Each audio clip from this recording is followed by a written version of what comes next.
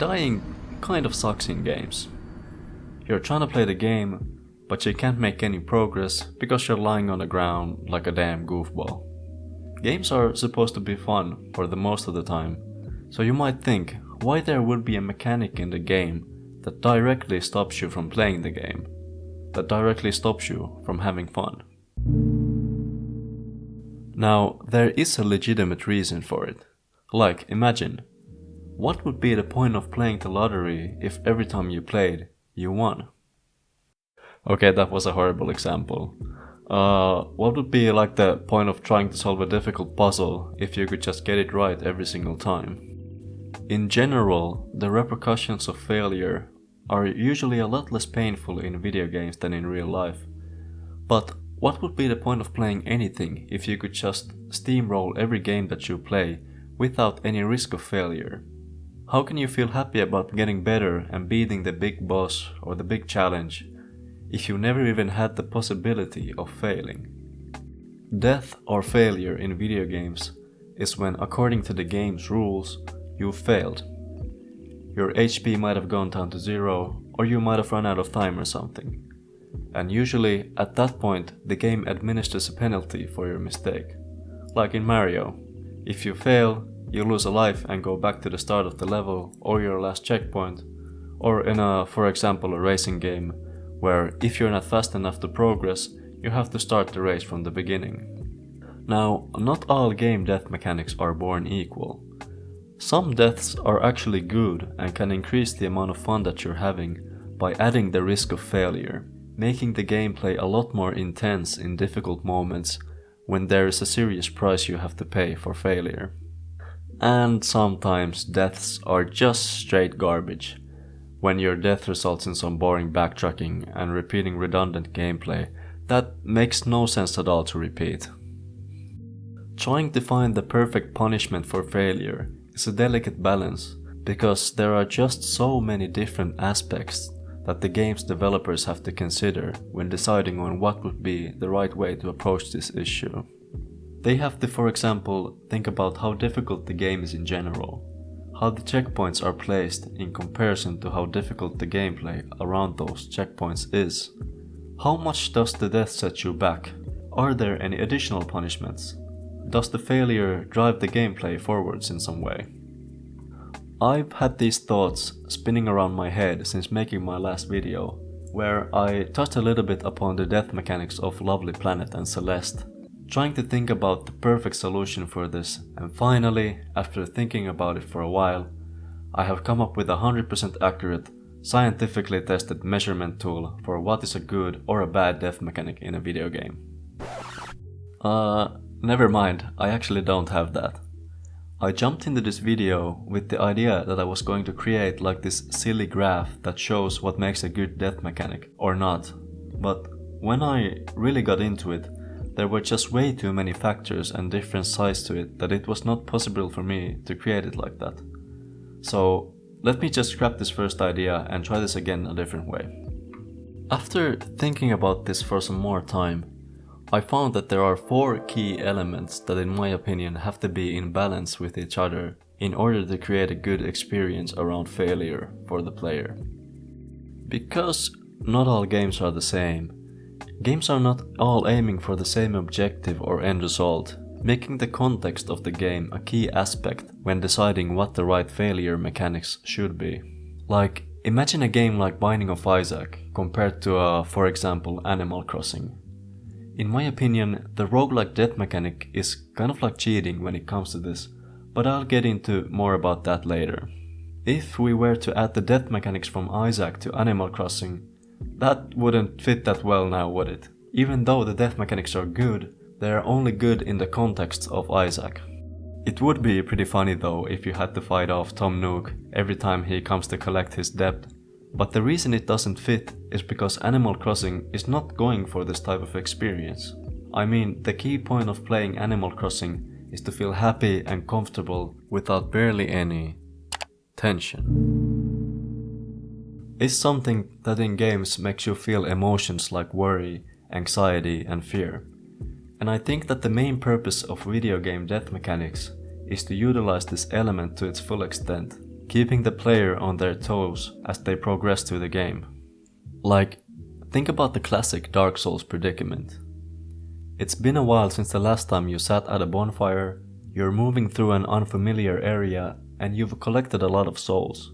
You're low on supplies and you're at the crossroads where you have to make the decision to either keep pushing forward or just go back and try again. If you happen to die, the souls stay on the ground.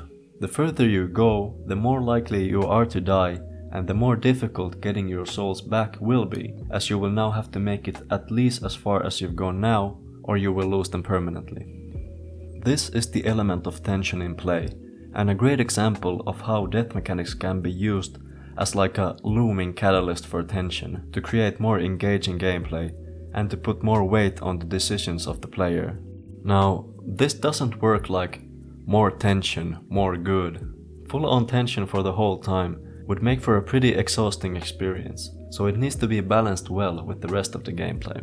Like, if the gameplay already has tension built in with other mechanics, like difficulty, loading the death mechanics with excessive additional tension can be just too much.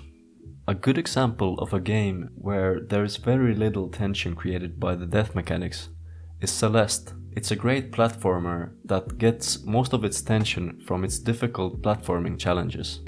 In this example, there is no need for additional tension baked into the risk of failure. If you die, you just immediately start from the beginning of the screen that you're currently on, basically without any delay. And this approach works great in Celeste because of the tough platforming. Also, when you're actually at the risk of dying, the pacing of the game is pretty much uniform, making it easy to immediately jump back into the gameplay after you respawn. Now, as you can see from the two games that I mentioned, the tension created by the risk of failure is very different between them, and the key difference is the amount of tension created, which correlates with the amount of punishment delivered when you fail. The amount of punishment can vary wildly from game to game. Like, if we look at my earlier examples, Celeste and Dark Souls.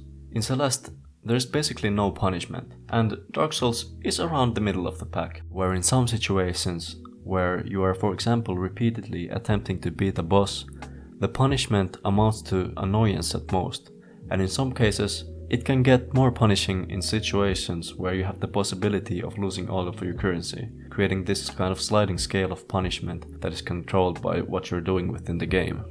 Some games, however, take it to a way higher level, like for example the entire genre of roguelikes and roguelites.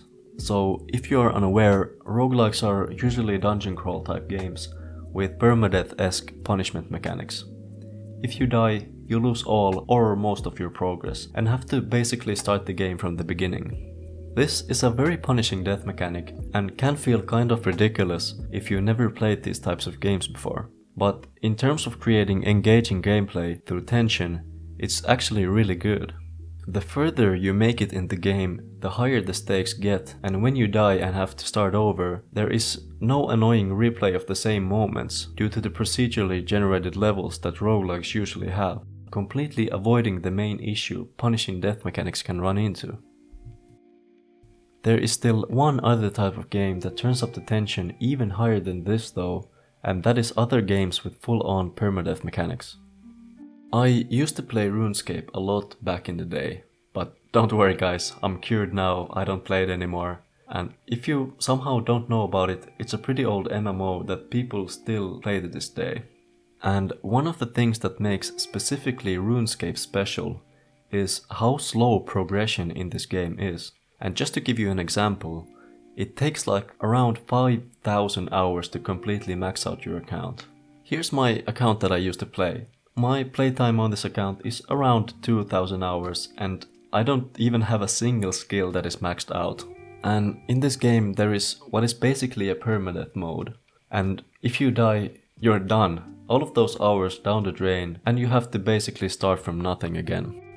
I just watched this YouTuber play this game mode with some other limitations added over the course of 2 years. He just recently died on his account and my reaction to it was like, fuck man. Just the thought of losing all of that hard work feels so crazy to me. And I wasn't even the person playing the game. That's the level of tension that we're talking about. I'm sure other MMOs have game modes like this as well, and while I'm not so masochistic that I would personally put myself through playing them, I just wanted to show this as an example of how extreme the punishment can get in some games.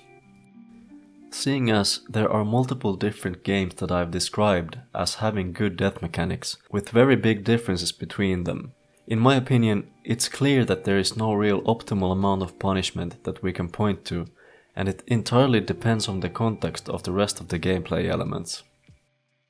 The context and the value of the punishment are what really decides what is a successful death mechanic. And what I mean when I talk about value is there something that you can learn and take away from the failure and the punishment? If there is, the opportunity to learn gives meaning to the failure and the punishments make more sense. Like, if we look at real life for a second, failure is usually the point where you are in the best case scenario given the opportunity to reflect on what went wrong and then you try again. A good death mechanic in a game does the exact same thing. If we go back to the earlier example of Dark Souls, the death mechanics are a bit all over the place in that game, depending on the context. For example, when you are trying a boss over and over again, you end up in this loop where there is no actual tension or punishment for failing, except for some of the boss fights where the run from your last checkpoint to the actual boss room is needlessly long and annoying to navigate. And honestly, I think that there is really nothing you can take away, nothing you can learn about repeating these annoying boss runs. In my eyes, this kind of mechanic is only in the game to pretty much annoy you, making it a valueless punishment in the end. If you respawned close to the boss door, you would instantly be in the position to learn from what went wrong in your last try without the redundant walking simulator gameplay. Avoiding this type of redundancy is what makes a death mechanic feel more reasonable in my opinion. How much mundane gameplay do you have to repeat every time you fail? If you have to repeat a lot of boring, meaningless shit every time you die, it doesn't make for a good experience, and the more boring shit you have to repeat, the worse it gets. On the other side of things, if the game puts you right back in a learning position where the challenging gameplay starts, or there are some other things like the currency loss systems I mentioned earlier, the death mechanics can be made to feel a lot more meaningful. There is one more piece that is missing here that affects this, and that is what I would call the extra seasoning or additional stuff that can be used to make the death mechanic feel more interesting gameplay or story-wise. Just adding one extra element like this has the ability of changing the player experience by a large margin, even in games that have very punishing death mechanics. I'd put things like the Shade in Hollow Knight, losing your humanity and dropping your souls on the ground in Dark Souls, and death-oriented storytelling in games like Hades and Returnal in this category. In Hollow Knight, an incredible Metroidvania if you haven't played it, when you die, you lose your money and half of your ability capacity. And in the place that you've died appears this Shade, a clone of yourself that you have to kill to get your stuff back. If you die before you kill the Shade, you will lose your money permanently. On the surface this is a fun idea, and having to fight yourself to get your stuff back is interesting in the beginning. But as you get used to the game, it usually just amounts to a time-wasting non-factor, except for the times when it spawns in a very weird or janky position, or when it doesn't spawn at all, which has an overall detrimental effect on the gameplay in both cases in my opinion. Dark Souls has a somewhat similar approach. When you die, your souls get left on the ground and you lose some of your max health, and because of how tricky and good the level design in Dark Souls is, this approach works a lot better, especially when playing through the game for the first time. Getting your money back is not always so simple because of how surprising and dangerous the levels in Dark Souls can be. However, considering that most of your deaths will probably be in boss fights where the punishment boils down to the potential boss run, this mechanic is only effective in rare occasions. Now, moving on from the currency loss type of seasoning, death-driven storytelling is my personal favorite additional death mechanic that has the potential to make even a really punishing death mechanic feel so meaningful to the point where the punishment basically doesn't even matter anymore. Hades is a roguelike where you play as the son of Hades, trying to escape from hell. Being a roguelike, the death mechanics are punishing by default. If you die, you have to start your escape from the beginning. What makes Hades different when compared to the other games in this genre though, is that the roguelike death mechanics are used as a storytelling device to perfection. You won't make it out of hell on your first handful of attempts, and you're not supposed to. The game expects you to die a lot. And every time you fail, the story takes a step forward as a direct consequence of your failed attempt. And when the story is as good as it is in Hades, this kind of storytelling makes you feel satisfied, even if you have to almost start from the beginning every single time. With the game having around 20,000 unique lines of dialogue, the sheer amount of story in this game makes every failure an opportunity to get more invested with its world and characters. Hades would be an example of a game that in my opinion has the perfect method of dealing with failure. And if we look at the 4 attributes that I lined out in this video, it stands out in every single one of them. Being a roguelike, the game has a good amount of tension by default, and it feels meaningful because of how different each of the runs can end up. And with the addition of some extra seasoning, the game reaches a perfect balance of repercussions and value. This video panned out to be a lot different than what I envisioned it to be when I first started working on it. I didn't end up including any competitive multiplayer games in this video, because I feel like failure usually has a very different strategic aspect to it in those types of games, which makes it fundamentally different to single player games due to things like game balance and such. I also know that I didn't go too deep into it with the possibility of using death mechanics as a method for slowing down the pacing of the gameplay after failure, but I still think that even in that case the meaningfulness of what happens and the value still has a key role on how well it lands. The 4 different attributes are something that I just had in my head when I made this video, and I'm sure that there are completely different ways of approaching this topic. If you feel my approach makes sense or you have a better way of looking at this, in either case I'd love to hear your take in the comments. Also, I love all of the games that I talked about in this video, so please don't take the criticism in the wrong way. Dark Souls is my favorite game of all time, even though the death mechanics are not perfect. And that's pretty much the video. Thank you so much for watching. If you liked it, please leave a like, and if you want to see some more of this type of content, please subscribe to this channel. My last video was about game hoarding, so if that interests you, I'll leave the link up right here on the end screen. And thank you again for watching.